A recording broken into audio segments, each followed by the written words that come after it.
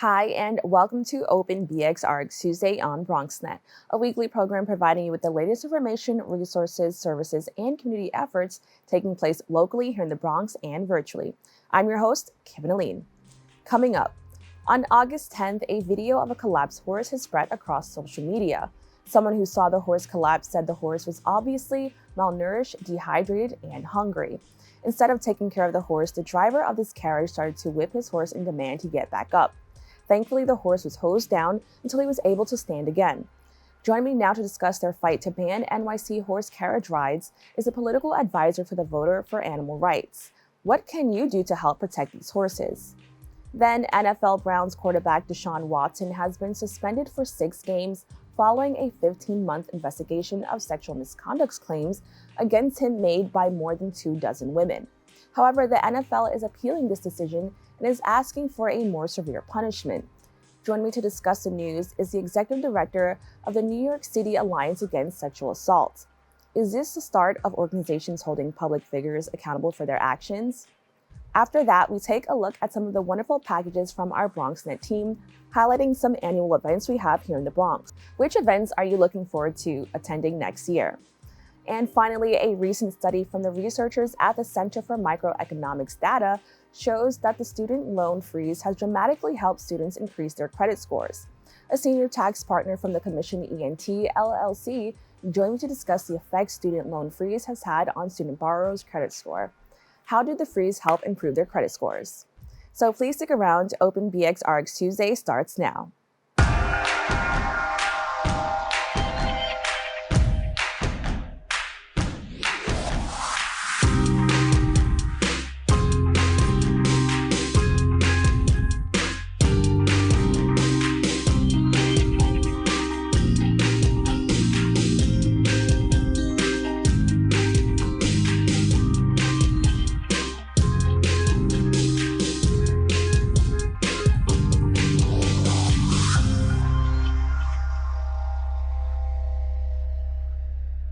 Welcome to Open BxRx Tuesday on BronxNet. I'm your host, Kibin Alleyne, and I'd like to invite you to get social with us at BronxNet TV on Instagram and Twitter, and BronxNet Community Television on Facebook.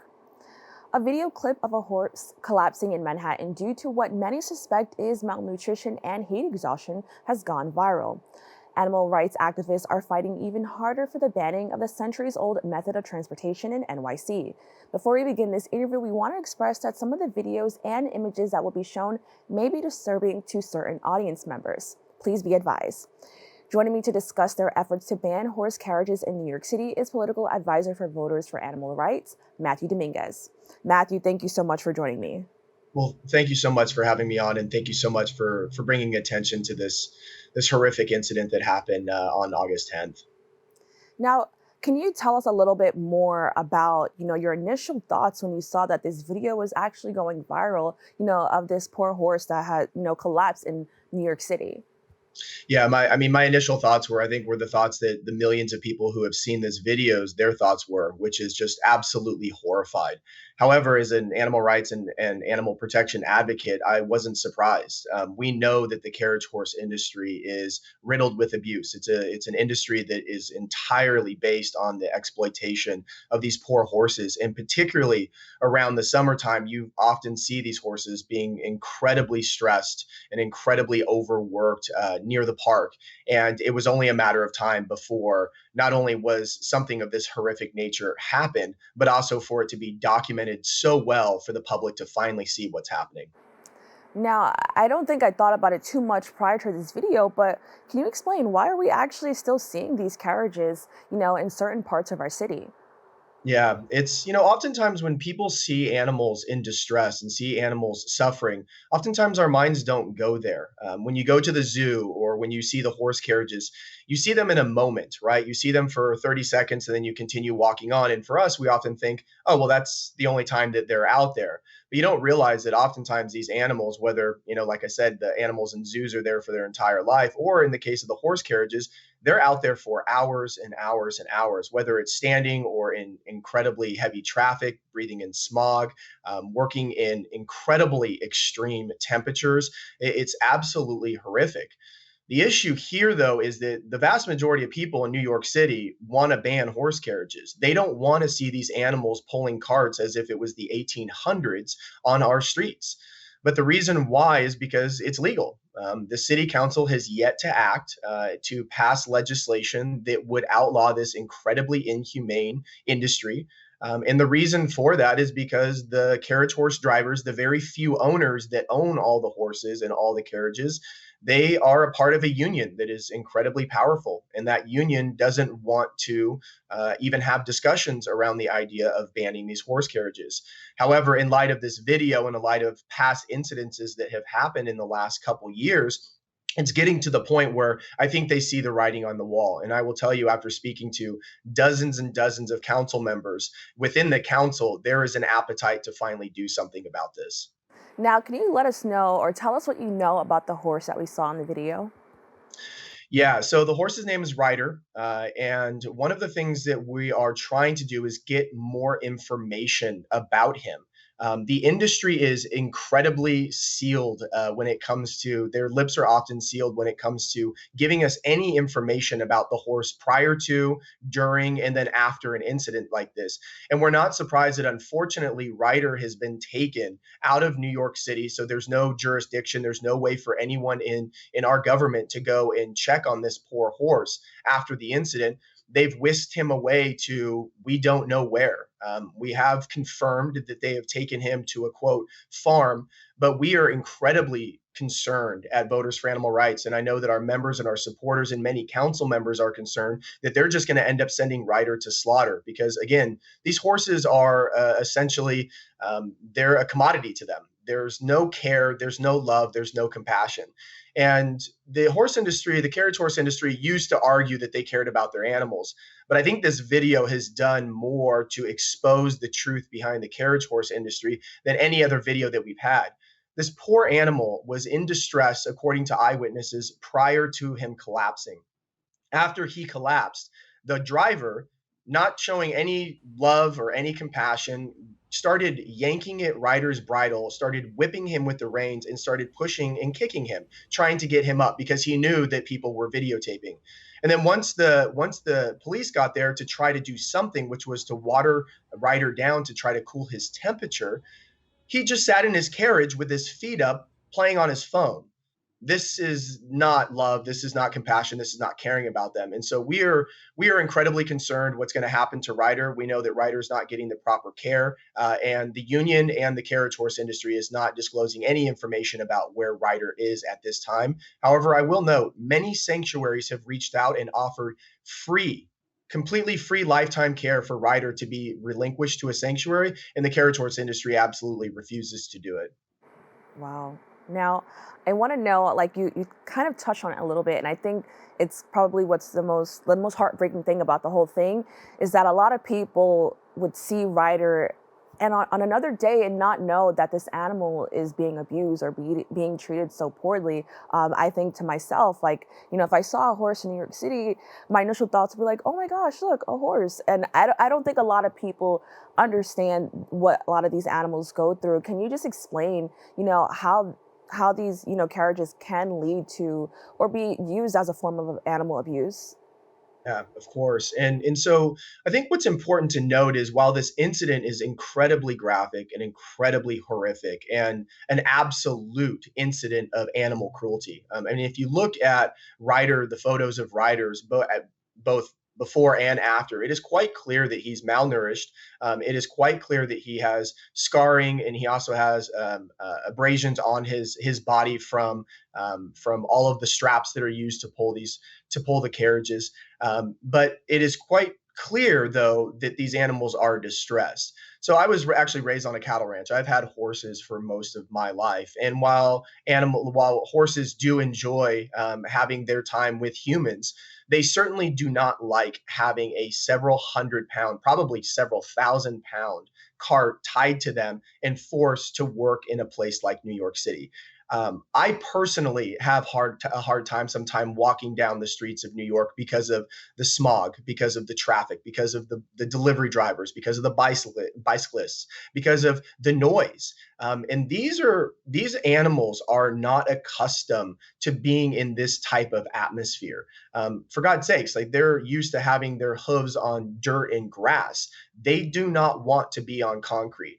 And oftentimes, what happens is these animals get sores, they get lame, they have incredibly bad joint issues. The respiratory system in these horses often get incredibly hurt because of the fact that they are breathing in all of the toxic fumes that are coming out of the millions of cars that are driving on the streets of New York every single day. And this is so. I think we can all agree that horses in New York City just doesn't make sense. But because it's been around for a long time, and like many things, we get accustomed to the things that we see. And so the horse carriages have been around for nearly 100 years near the park. And I think people are just used to it. But when you talk to people, when you ask them, when you show them these videos and you show them these animals in distress, the answer is unequivocally people don't want horses on the streets of New York anymore. They just don't belong. Now, I know that there also has been a spokesperson for the Carriage Drivers Union, and they told NBC that they actually do have rules to avoid this, from happening. Do you think these rules work? Do they even matter? What are your thoughts on that? Yeah, it's really interesting that they're even pointing to there's some types of rules when it comes to the protection and the welfare of these horses. There is essentially none, and I can speak to that because of the fact that Voters for Animal Rights and a lot of the people in my organization have been fighting to get welfare regulations on the book to protect them. I mean, when you look at just a couple years ago when we were fighting to get this heat index and the temperature that they're allowed to be out lowered down to 89 degrees, who do you think was fighting that? It was the horse carriage industry. There has never been a time since the horse carriage industry has existed in New York City that they have ever supported any type of regulations or any type of laws that would protect these poor horses. In fact, they have spent all of their time and all of their money fighting. And that's one of the things that's interesting about the trans workers, the transportation workers union, is the fact that they are spending a tremendous amount of their power to help a couple owners of horses while they leave 41,000 other members in basically losing all of their bargaining power because they're too busy fighting to protect animal cruelty. It's really, really insane. And I personally don't understand why the union would support such animal cruelty. But what I do know is they have fought every attempt on our end to put any type of protections in place for these horses, and there are essentially no laws. Why do you think that there hasn't been charges against this driver right now? Is because there's really no laws that apply to these types of industries. Now, I understand that your organization has sent letters asking, for the removal of, certain people owning horses. Can you tell me about that? Yeah, so as soon as we saw this video, it was quite clear that they obviously didn't care about the welfare or care at all about Ryder. Like I said, the video speaks very clearly about not only did the owner flog and whip and pull and try to do everything he could to get this horse to get Ryder to his feet, but then after the police showed up, he just kicked up his feet and was on his cell phone. It's quite clear they don't care about Ryder, nor did they care about the other horses in their stables. So you put it nicely. We didn't ask, we demanded. We sent a letter to the Speaker of the City Council. We sent a letter to the bill sponsor, Robert Holden, of the bill that would ban carriage horses.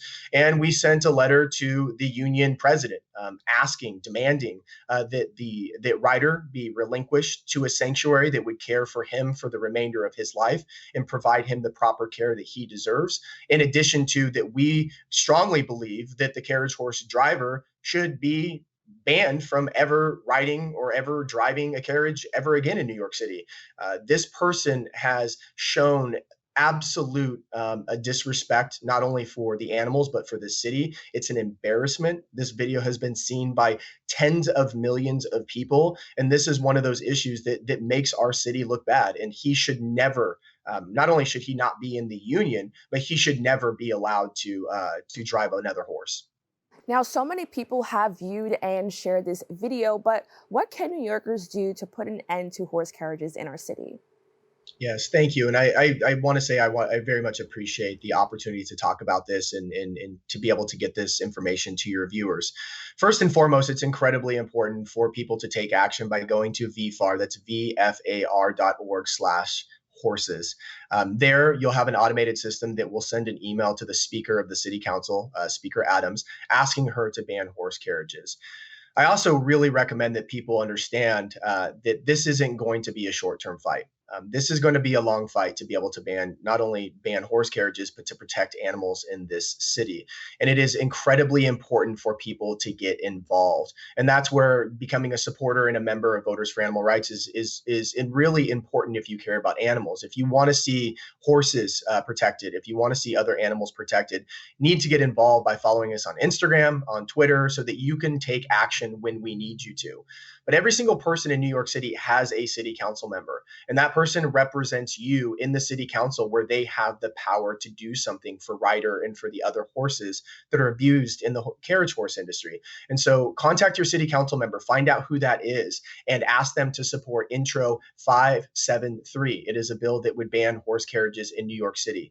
But most importantly, we need the Speaker of the City Council to take action. She has all the power here. She has the ability to let this bill have a vote in committee.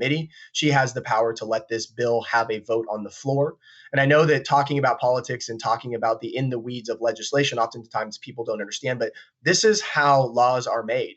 When things like this, a video that shows such horrific abuse of an animal is widely seen across the world, and we have no laws to protect these animals, that is when legislative bodies need to step up and do their job and to protect these innocent beings. It is up to Speaker Adams to do that, and she needs to hear the voice of New York City, which is all of your viewers and anybody watching this.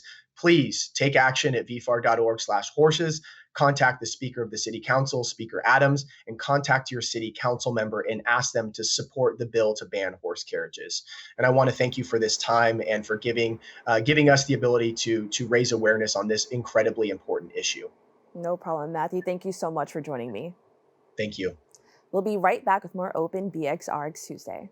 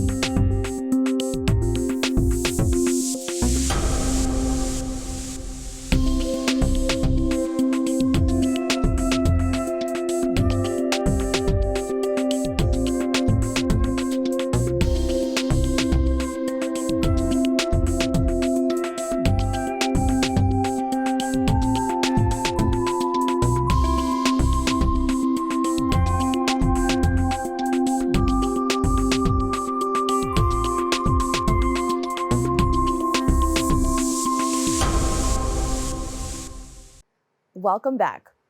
Following dozens of accusations of sexual misconduct, NFL quarterback for the Cleveland Browns, Deshaun Watson, now faces a 6-game suspension. However, the NFL is asking for a much higher consequence.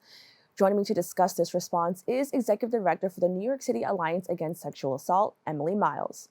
Emily, thank you so much for joining me. Thank you for having me with you today. Now, before we jump into that conversation, can you actually tell us a little bit more about your organization and what you do? Of course. The New York City Alliance Against Sexual Assault was founded in 2000 by rape crisis centers in New York City in order to advocate for the needs of survivors and the programs that serve them. So our mission is to prevent sexual violence and to reduce the harm that it causes through public education, programming, advocacy for survivors, and the pursuit of legal and policy changes as well. So I want to jump into the whole situation with the NFL. This is, I guess for me, it's a pretty rare occurrence. The NFL is asking for a higher consequence in regards to sexual assault or misconduct. And they asked for an open-ended suspension of at least a year and a fine of at least $5 million for violating their personal conduct policy. Were you at all surprised to hear that the NFL was actually asking for a higher consequence in regards to a case about sexual misconduct? Not in this case, only because the NFL has stated all along that they were looking for a substantial punishment for Watson. The NFL leadership even went on record before the investigation and the decision by Judge Sue Robinson that they saw a full year suspension and that Watson would have to satisfy certain requirements in order to return to active play. And that was the recommendation that Judge Robinson was considering. Okay. Now, do you think what they're asking for in regards to the higher consequence, is this high enough or should there be something more? Yeah. So to be honest, that's really difficult for me to say. What matters most in this case are the perspectives of the survivors that have come forward. And while I can't personally say specifically what would be considered the right length of a suspension or the right fine, I believe that we've heard clearly from the survivors that they feel the current recommendation for a 6-game suspension is insufficient. When Judge Robinson decided on the 6-game suspension, she noted that 6 games is the discipline that is most often assigned for domestic violence and gender-based violence cases involving NFL players. And her decision noted repeatedly that she was bound by the need to be fair and measured in her discipline recommendations. So basically, she was relying on previous precedent when she made this determination. So I very much welcome a new precedent being set, creating a higher bar for NFL players going forward, that sexual violence is serious, and that players who perpetrate this abuse will face stiff penalties. Now, you talked about the survivors briefly, and I want to touch on that as well, because I think oftentimes, especially in cases with big notable celebrities or, athletes, people tend to just focus on the athlete at hand and not the survivor. Can you just talk about, the importance that these people actually came up and spoke about their truth? Absolutely. We don't handle sexual violence very well in our society. This is a type of abuse that is highly stigmatized. And when survivors come forward, and we've seen this in case that comes forward, survivors who tell their stories frequently face public abuse. And so we can't minimize the bravery of these survivors that have come forward to share their stories, and understand that we know very clearly in the research and the literature that survivors of sexual violence face lifetime trauma that they have to deal with. And so we can't minimize the bravery of these survivors. And I think that when you start looking at the sheer number of these survivors, you start to understand not only the impact of this case, but when listening to their individual stories, you start to see the commonalities of their stories, which definitely lends a lot of credence, I think, in the public to the fact that these women are absolutely telling the truth, their truth. Now, what message could this actually send to other players in the NFL? Because as I mentioned, unfortunately and sadly, this violence or gendered violence isn't something new for the NFL, a lot of the players. What message could this be sending to many of them? Yeah, what we hope is that this case will become a cautionary tale for fellow players. Beyond that, what we really hope is that this entire situation will lead to systemic change within the NFL and honestly all systems that interact with survivors of sexual violence. Deshaun Watson is facing NFL discipline because of the violations for the league's personal conduct policy, which acts kind of like a code of conduct for people who are professionally associated with the NFL. And Judge Robinson notes in her decision that many of the behaviors Watson was accused of were only defined by the NFL after the fact. And the judge notes the unfairness of holding players to a standard that was not clearly defined.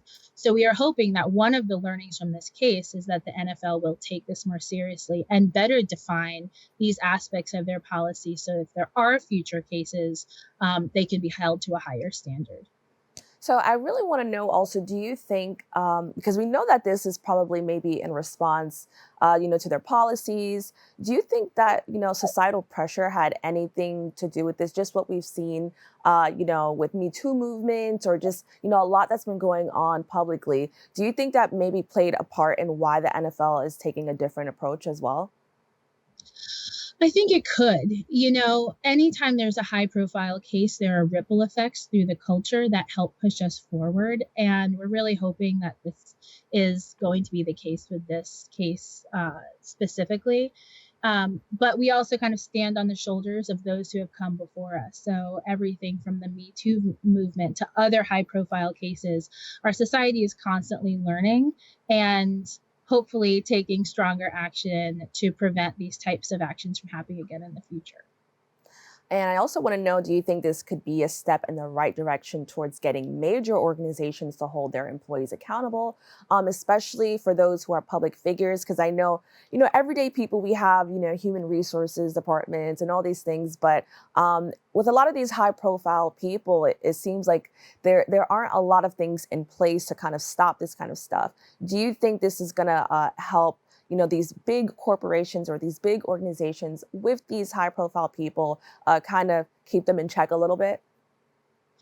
Yeah, hopefully so. Sexual violence is endemic in our society, unfortunately, and anyone of any gender and background can suffer from sexual violence. And this is especially true in the American workplace, where it's incredibly common.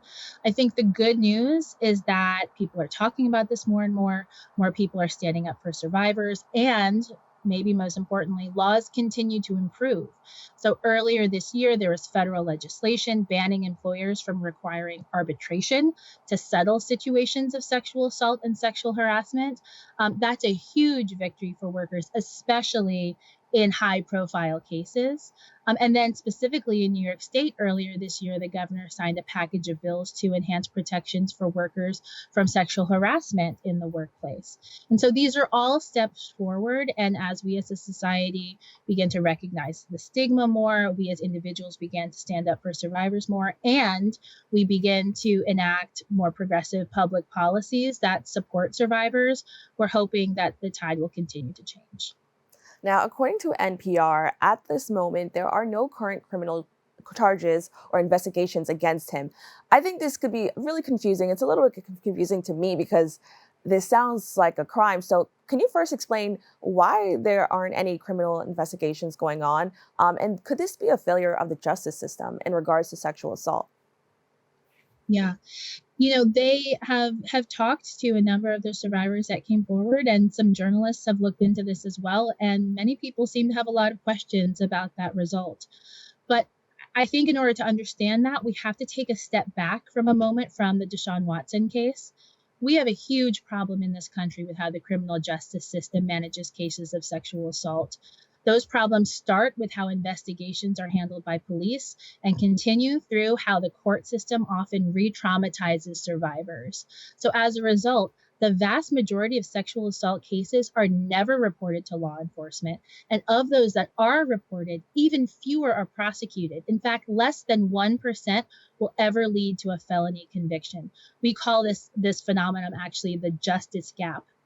The gap between when someone has something perpetrated against them and then there being some sort of result or repair as a result of that harm. So we also have to take into account who we're talking about when we discuss survivors of sexual assault. 1 in 4 women report surviving a completed or attempted rape in their lifetime.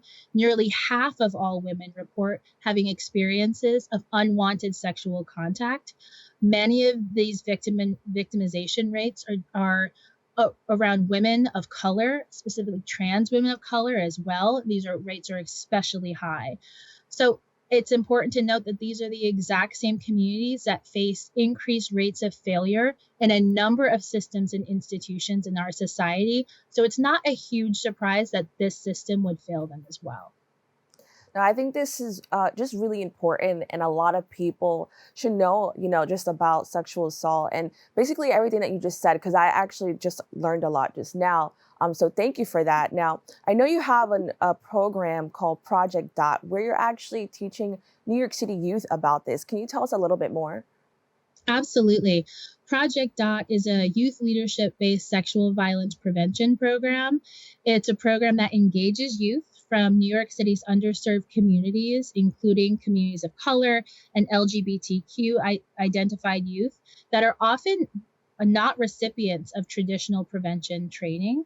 And so Project Dot works with youth, trains them, and teaches them about concepts around healthy relationships, how to be respectful in a relationship, how to learn basic tenets of um, consent and such. And then the youth actually take those concepts and they create community projects where they talk to other youth, they talk to their parents, they talk to other adults in their lives, and they share the concepts that they've learned. Because we all know that, if we're ever going to actually stop these high rates of sexual violence in our country, in our state, in our city, it really comes down to preventing the next act of violence from happening. And that starts with talking to youth, working with youth, and really hearing their voices and letting them lead the way. And our Project Dot allows that to happen. All right, thank you so much. Can you quickly just let everybody know how they can stay up to date with your organization? Absolutely. You can learn more about the Alliance at our website, svfreenyc.org. There you'll find information about the services and trainings that we offer and how to get in touch with us. All right, Emily, thank you so much. Thank you. We'll be right back with more Open BxRx Tuesday.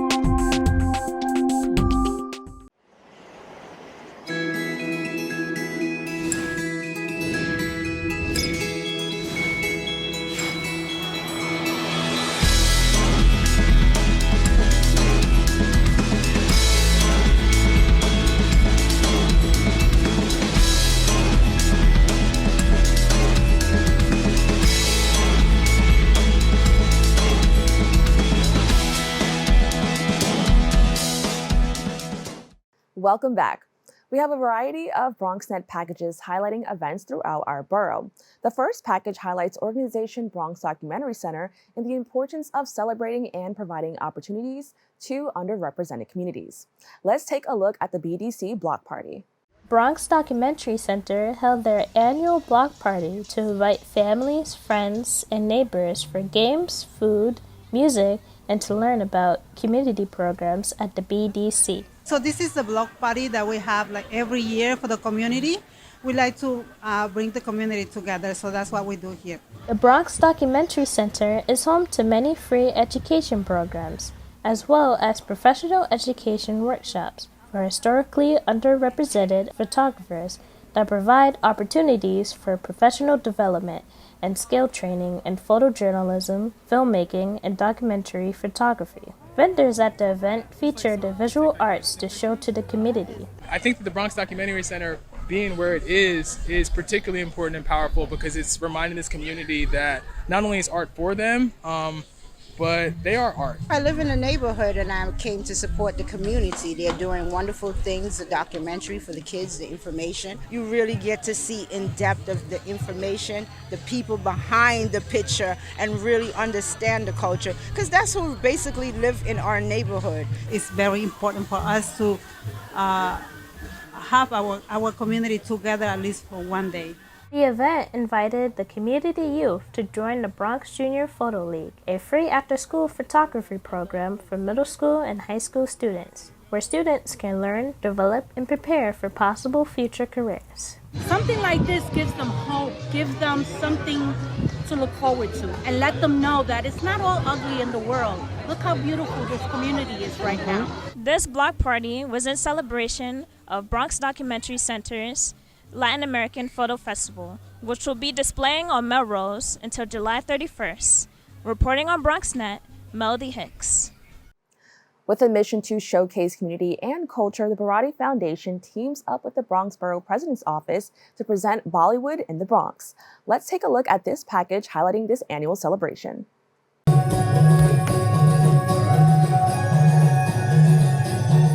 The Barotti Foundation, Bronx Zoo, and the Office of Bronx Borough President presents the 10th annual Bollywood in the Bronx celebration. Today we're here at the 10th annual Bollywood in the Bronx at the Bronx Zoo with the Barotti Foundation, the office of our Bronx Borough President, Vanessa Gibson, as well as the Bronx Zoo. And we're hosting this event because we want to showcase a taste of community and culture, and we've been doing it for 10 years, where we incorporate a different fusion of music. We blend different things, such as dance, instruments, honorees. We're not only recognizing our individuals in the South Asian and Indo-Caribbean communities, but we're also recognizing our allies who serve us in the Bronx and who serve our people in need. I'm a very wide dancer. I do Bollywood and classical Indian dance. I started when I was 4. I feel really energized, and it just makes me feel really nice to show my culture to different people. This event included honorees who make the Bronx a better and brighter place for culture to thrive. It felt amazing to be honored. I was honored with the Man of the Year award through the Barotti Foundation, and it was a huge, huge privilege. I think I'm being honored today because I am keeping the culture alive. A lot of these recipes that I make on my channel, they're in danger of dying out if people don't continue to make them. I give people the measurements and the tools they need, and they put them together in their own homes. Events like these are important so that we can continue to recognize each other through our cultures and traditions. For BronxNet, this is Kyrie Moody. People around the Bronx are continuing to celebrate the best of their community. Organization Bronx Defenders held a block party to show their continued support towards the Bronx for over 20 years. BronxNet reporter Kyrie Moody details the importance of this event. Let's take a look. Before the rain came, the sun shined on the Bronx Defenders' 25th anniversary for their annual block party. The party included hamburgers and hot dogs from the grill, ice-cold drinks, and games for all ages. We're here today because of all the things on our calendar as an organization, our yearly block party is one of the most highlighted of our events.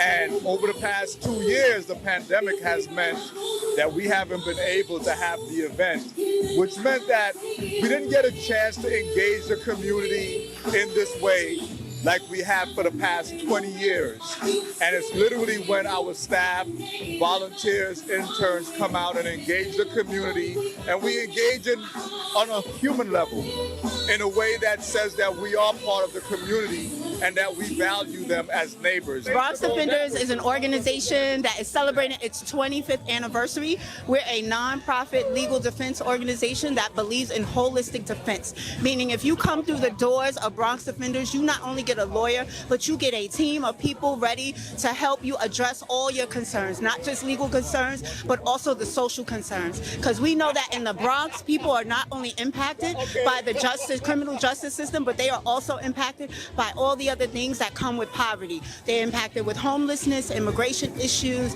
education issues, parenting issues, all types of issues. Andrew Barrow has been a community member and neighbor of the Bronx Defenders for 12 years, and he shares how the Bronx Defenders had an impact on his life. I've been living in this community for about 12 years on top of the Bronx Defenders.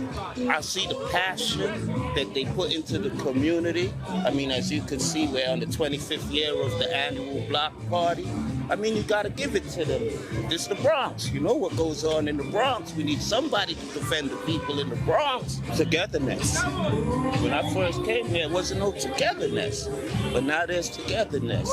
As you can see, look at the community I live in. Togetherness. We eating, we drinking, we partying, we having fun together. That's what it's all about. Congratulations to the Bronx Defenders for 25 years of service to the Bronx community. For BronxNet, this is Kyrie Moody. Now, I got the chance to attend the announcement for the National Dominican Day Parade right here in New York City. We now turn to a package discussing what this parade means for the thriving Dominican communities throughout our boroughs. Let's take a look. The National Dominican Day Parade celebrates their 40th anniversary, honoring Dominican leaders. This is the first day and we are introducing all the honorees. This is the 40th anniversary. We're very excited. This year's group of honorees range from those working for New York City government offices to Emmy-winning TV personalities. New York City Department of Transportation Commissioner Ydanis Rodriguez explains what recognition from his community means to him. Here, with a great honor that it means as a New Yorker, because sometimes we speak a lot about the Dominican, and yes, we are more than Titi me comentó, we are more than music, we are more than bachata. Agreeing with this statement, President for the National Dominican Day Parade, Cristina Contreras, explains the importance of recognizing Dominicans in leadership positions throughout New York City. We also professionally add a lot of value to this country, not only here, internationally, the Dominican Republic, and we need to be recognized for that. We are holding high-level positions where we are able to be a voice for the Dominicans and everyone alike. To learn more about the honorees and the National Dominican Day Parade, visit natddp.org. Reporting for BronxNet, Kibin Alleyne. We want to give a special thank you to all of our BronxNet reporters for capturing the best of the Bronx. We'll be right back with more Open BxRx Tuesday.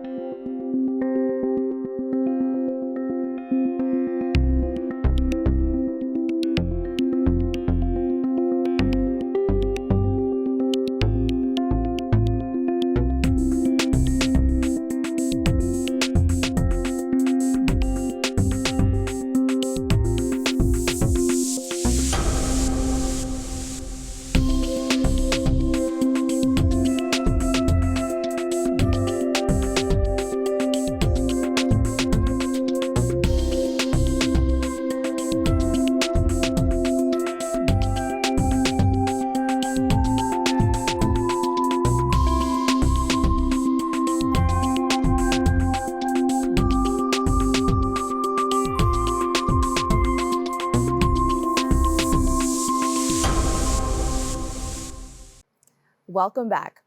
Causing financial stress, student loan debt remains one of the most pressing issues facing several Americans throughout the country. However, a study from the Center for Microeconomic Data found the 2020 pandemic-related pause on student loan payments has actually improved the credit score for many struggling graduates. Joining me to discuss is Senior Tax Partner for the Commission Ent, Jeffrey Almanzar. Jeffrey, thank you so much for joining me. Thank you. It's always a pleasure being here. Now, I want to jump right into it and talk about credit scores. Now, I know a lot of people know that we have them, but they probably don't know what it's for or what it actually means. So can you explain, what is a credit score and how do you actually build upon this or make sure that it's in the right position? Right. So your credit score is it comes together from three different bureaus, right? So you have Equifax, you have Experian, you have TransUnion, and each one of these three companies, they have their own credit score for you. When you combine all three of those credit scores, then you get what is called a FICO score. So your credit score can help you in numerous amount of things, from getting a job, from getting a better interest rate, whether you're going to buy a home or get a car, or even when you go and try to apply for a business loan for your business. So your credit is definitely something that you want to maintain in good standing. I would definitely recommend to have it above 700, 720. So you can really take advantage of good interest rates and not miss out on opportunities because of your credit.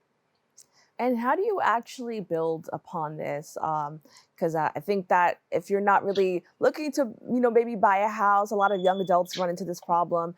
You could kind of mess up your credit score. So how do you build upon this and make sure that it's in the right place? So definitely you want to know exactly where you stand, right? So if you're young and you're just coming out of college, it all depends on maybe what actions you took prior to going to college, maybe at a point where you're already over 18. Some parents have already added their children to their credit cards at some capacity so they can start building a history of credit. So that's another, great idea for parents that they want to do for their kids.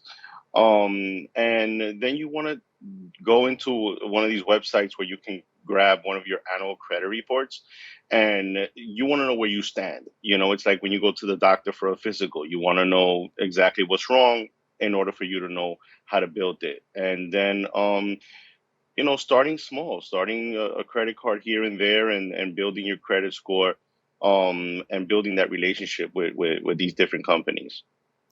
Now, for many college graduates around the country, as I mentioned, they saw positive changes to their credit score in regards to the student loan payment freeze. Can you actually explain why they may have actually seen that change? It could be a numerous of things. One would be the fact that some of these kids lost track of when their student loans were due, and if they miss one payment, automatically their credit score starts to decline. So now that they didn't have that responsibility, so they're able to build a strong credit history over time. So the fact that they didn't have any late payments can also add to the credit score. I highly doubt that the debt was not on their credit score anymore. So it should still be there. And so just the fact that over time, the credit history has been able to sustain itself at a positive, that would make the credit score go up as well. Now, I want to talk a little bit about student loans and debt because it's a huge issue affecting so many people in our country. Can you just explain, how this affects young people specifically who are probably just starting to get, their own money, or maybe this is like their first job? How are student loans affecting them financially? It's definitely a problem. You so there's just a few things that I've noticed in this scenario when it comes to kids in college and student loans. And one is what college are they going to, right? Two, what curriculum or major are they trying to pursue? And then three is the cost of these tuitions. So there's a lot of kids that go to school and they study and get these degrees and then end up doing something else than what they actually went to school for, or the pay is not enough for them to sustain themselves, to move, to buy a home, and to also pay off these student loans. So that's also something to consider, is what is it that you're actually investing in yourself for, right? For the future, and making sure that you know what the repercussions are of having this debt. So having this type of help or credit or forbearance or this $10,000 forgiveness is definitely a weight off their shoulders that they can advance a lot quicker towards their goals in adulthood. Now, is a $10,000 loan forgiveness, do you think that's actually enough to kind of change a lot of people's financial situations? Because I know that a lot of people have been saying that President Biden has been promising that. But is that enough? I hear that some of the student loans could be like 70,000, these really high numbers. Is 10,000 enough to change your financial situation for a lot of these people dealing with student debt?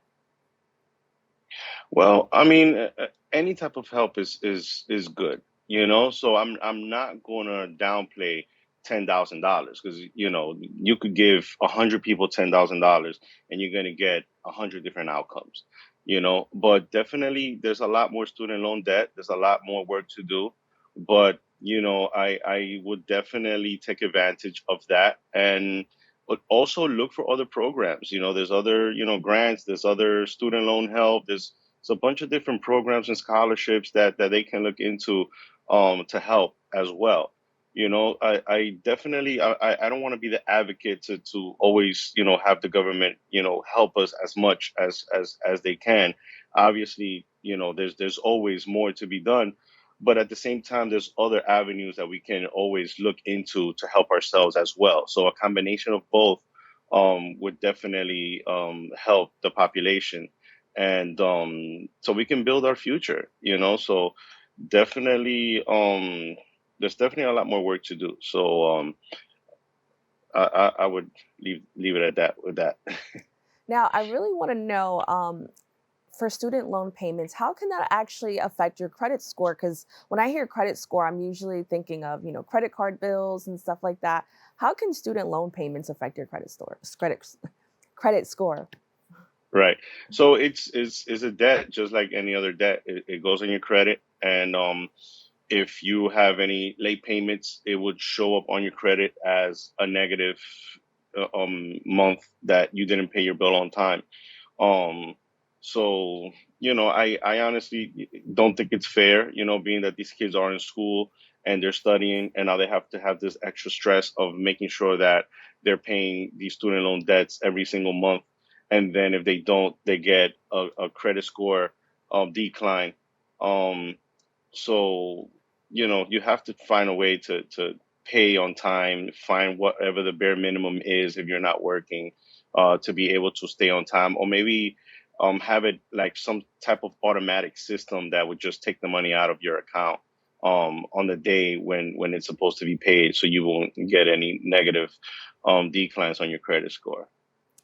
Now, what is a good range that most people should aim to be in when it comes to having their credit scores, and what can they do now to boost their credit scores?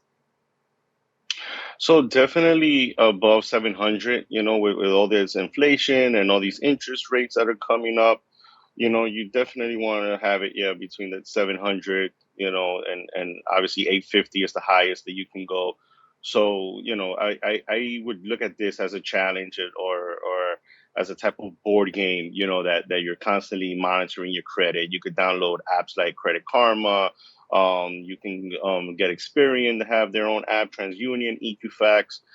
You can also go to any banks or credit unions and open up a secure credit card with a small balance and just use it. You know, try to pay it off at the end of the month, and have a reoccurring charge on it, and you know, buy something small, and just build your credit history, and over time you be able to see your credit score improve.